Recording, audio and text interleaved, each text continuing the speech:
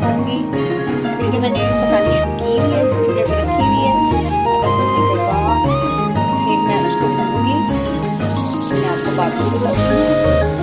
पहले आटा भून लेती हूँ अच्छी तरह से। आटा मैंने भून लिया है, इसको रखते हैं एक बर्तन में अलग से और ठंडे की तरफ रखते हैं। जैसा कि इलाम बहुत लेट होगा, इस वजह से मुझे सारे अब रात के 11 बजे तक पकाने हैं।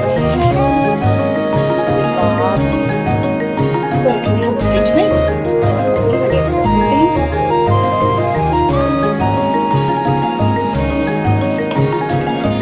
मैं तो बहुत सुस्त पड़ गई थी, मैंने कहा अब शायद सुबह रोज़ा ना हो, लेकिन हो गया।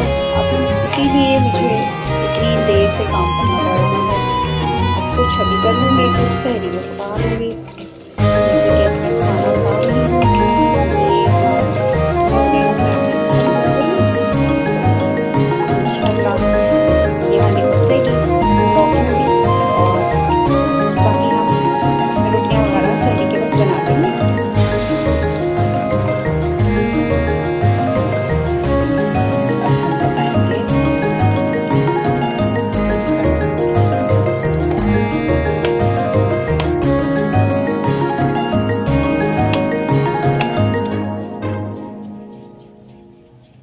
पहले हम पेड़े बना के रखते हैं।